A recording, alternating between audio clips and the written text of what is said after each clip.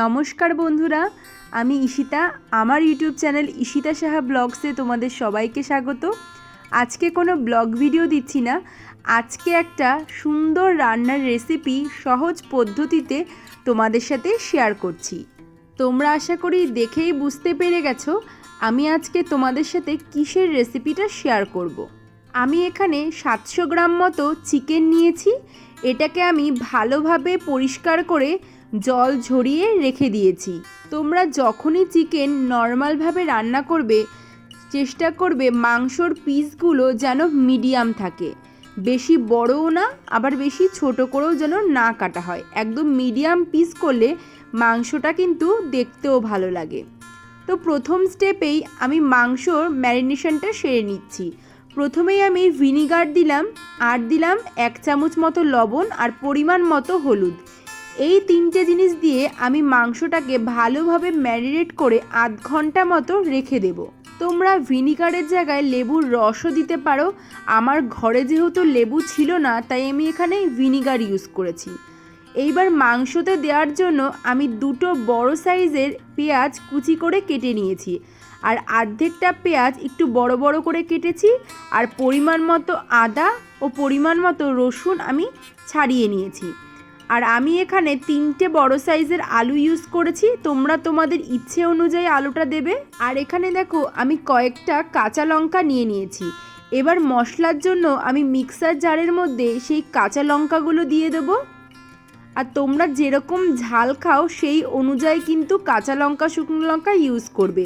এখানে অর্ধেক যে পেঁয়াজগুলো আমি বড় করে কেটে রেখেছিলাম সেটা দিয়ে দিলাম, 2 টুকরো মতো আদা দিয়ে দিলাম, আর পরিমাণ মতো রসুন দিয়ে দিলাম।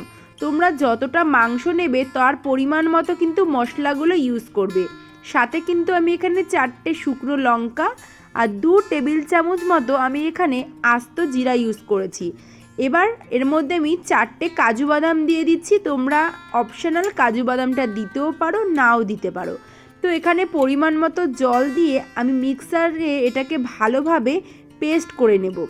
এইবার কড়াইটা গরম করে আমি কড়াইতে সাদা তেল দিয়ে দিচ্ছি। তোমরা সাদা তেলের জায়গায় সর্ষের তেলও ইউজ করতে পারো, আবার রাইস অয়েলও ইউজ করতে পারো। তোমাদের পছন্দ অনুযায়ী তোমরা যে কোনো তেল কিন্তু এর মধ্যে ইউজ করতে পারবে। অনেকে বলে সর্ষের তেল দিয়ে মাংস রান্না করলে নাকি বেশি টেস্ট হয়।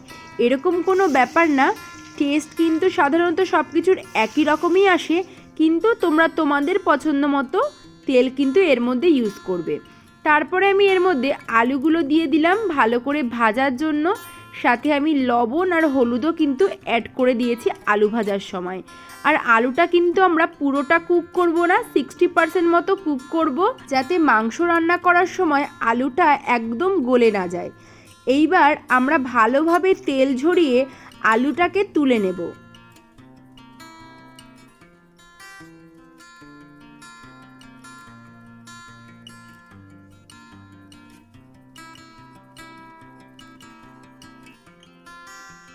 এইবার সেই তেলের মধ্যেই আমি চিকেনগুলো দিয়ে দিচ্ছি, যেগুলো আমি ভিনিগার, হলুদ আর লবণ দিয়ে ম্যারিনেট করে আধ ঘন্টার জন্য রেখে দিয়েছিলাম।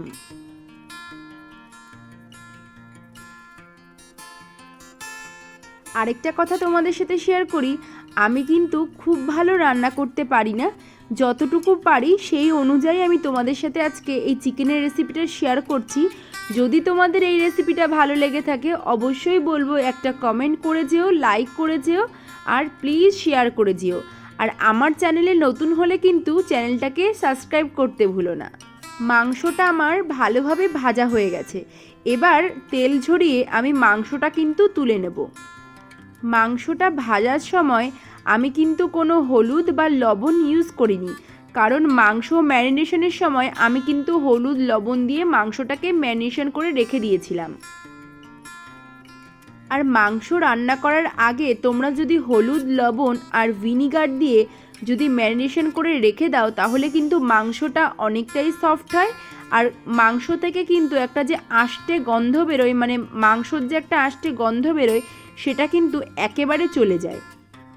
এইবার সেই তেলের মধ্যেই আমি 2টো ছোট তেজপাতা দিয়ে দিয়েছি, সাথে দিয়ে দিচ্ছি 3টে মতো এলাচ, আর 3টে মতো লবঙ্গ, আর দিচ্ছি 4 টুকরো মতো দারুচিনি। সাথে ফোড়নের জন্য দিয়ে দিলাম কিন্তু আস্ত জিরা। তোমরা কিন্তু জিরাটা দিতেও পারো, নাও দিতে পারো। এইবার যখন ফোড়নটা ভালোভাবে ভাজা হয়ে যাবে তখন কিন্তু আমরা এর মধ্যে পেঁয়াজটাকে অ্যাড করব, যেটা আমরা কুচিয়ে রেখেছিলাম। আর যখন আমরা চিকেনটা ভাজবো, ভাজার পরে দেখবে কড়াইয়ের চারিদিকে কিন্তু লেগে থাকবে। তো এইটা নিয়ে ভয় পাওয়ার কোনো বিষয় নেই। এটা যখন তোমরা মশলা দিয়ে কষাবে সেগুলো কিন্তু সবই মশলার সাথে উঠে চলে আসবে। পেঁয়াজটা দিয়ে দেওয়ার পরে আমরা কিন্তু ওর মধ্যে লবণও অ্যাড করেছিলাম। লবণ দিয়ে ভালোভাবে পেঁয়াজটা ভেজে নেওয়ার পরে আমি এখানে মশলাটা অ্যাড করে দিচ্ছি, যেটা আমি পেস্ট করে রেখেছিলাম।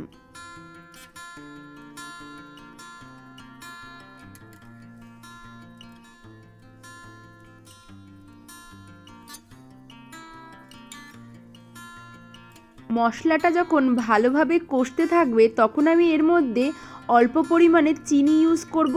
অনেকেই রান্নায় চিনি দেয়, অনেকে দেয় না। আমি কিন্তু প্রত্যেকটা রান্নায় চিনি দিই, কারণ স্বাদটা যাতে ব্যালেন্স হয়। সাথে দিয়ে দিলাম কিন্তু অল্প হলুদ গুঁড়ো আর অল্প লবণ। যেহেতু আমি এখানে কাঁচা লঙ্কাটাই মাংসে বেশি ইউজ করেছিলাম, তাই একটু হালকা কালার আনার জন্য আমি কিন্তু কাশ্মীরি রেড চিলি পাউডার অল্প পরিমাণে দিয়ে দিচ্ছি।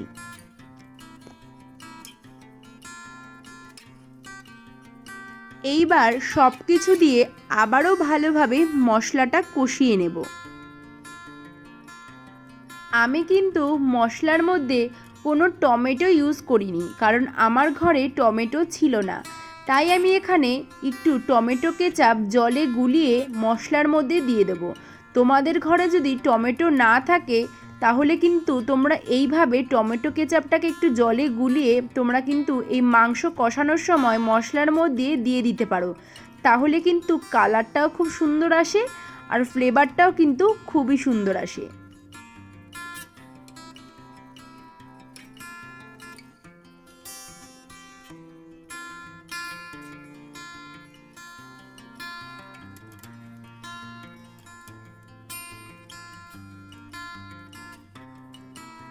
মশলা আমাদের প্রায় কিন্তু কষে গেছে।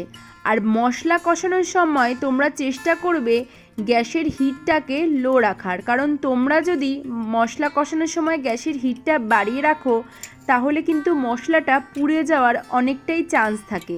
তো মিডিয়াম করে রাখলেই মশলাটা কিন্তু কড়াইতে লেগেও যাবে না আর সুন্দরভাবে কিন্তু মশলাটা কষে যাবে। তারপরে বাটি ধোয়া জলটাও কিন্তু আমি এর মধ্যে অ্যাড করে দিয়েছি। তারপরে যখন মশলাটা ভালোভাবে পুরোটা পরিমাণে কষে গেছে তারপরে আমি ভেজে রাখা আলু আর ভেজে রাখা চিকেনটা কিন্তু এর মধ্যে অ্যাড করে দেব। আমি আবারও বলছি, আমি কিন্তু রান্না করতে খুব একটা ভালো পারি না।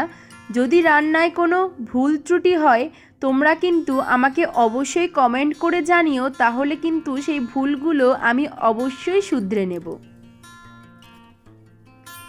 মশলা কিন্তু আমি গ্যাসটাকে লো ফ্লেমে দিয়ে ভালো করে মাংসর সাথে কিন্তু কষিয়ে নিয়েছি। তোমরা যদি মাংসতে মশলা দেওয়ার আগেই একবার তেলে আমার মতো ভেজে নাও তাহলে কিন্তু মাংস কষতে বেশি একটা কিন্তু সময় লাগে না। মোটামুটি 10 থেকে 15 মিনিটের মধ্যেই মশলার সাথে কিন্তু মাংসটা ভালোভাবে কষে যায়। এইবার আমি এর মধ্যে অ্যাড করছি পরিমাণ মতো গরম জল। গরম জলও কিন্তু তোমরা চেষ্টা করবে প্রত্যেকটা রান্নায় ঝোল হিসেবে ইউজ করার, তাহলে কিন্তু রান্নার স্বাদটা আরও বেশি বেড়ে যায়। এবার তোমরা পরিমাণ মতো জল ইউজ করবে যতটুকু তোমাদের ঝোল রাখার ইচ্ছা।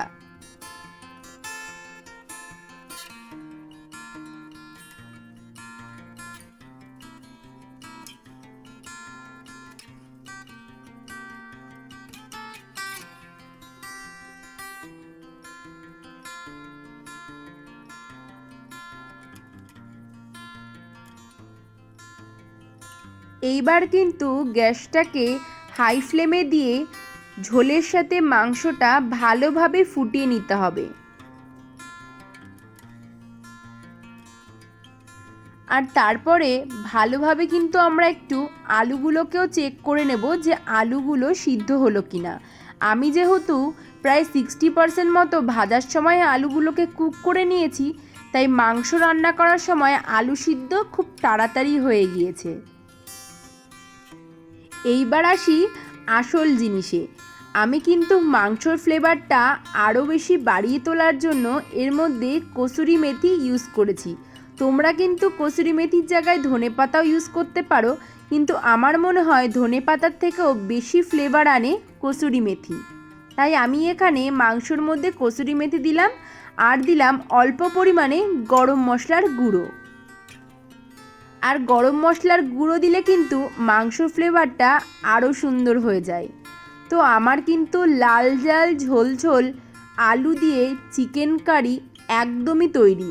তোমরা কিন্তু জানিও আজকের রান্নাটা তোমাদের কেমন লেগেছে।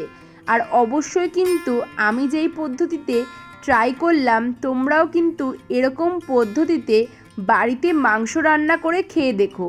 রুটি, পরোটা কিংবা ভাতের সাথে এই রেসিপিটা কিন্তু অসাধারণ লাগে। তো আজকের রেসিপিটা কেমন লাগলো অবশ্যই কিন্তু একটা কমেন্ট করে জানিও।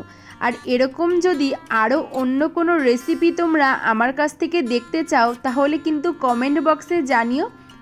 আমি যদি পারি তাহলে কিন্তু অবশ্যই তোমাদের সাথে ভিডিওর মাধ্যমে শেয়ার করব। তো আজকের জন্য টাটা, সবাই ভালো থেকো।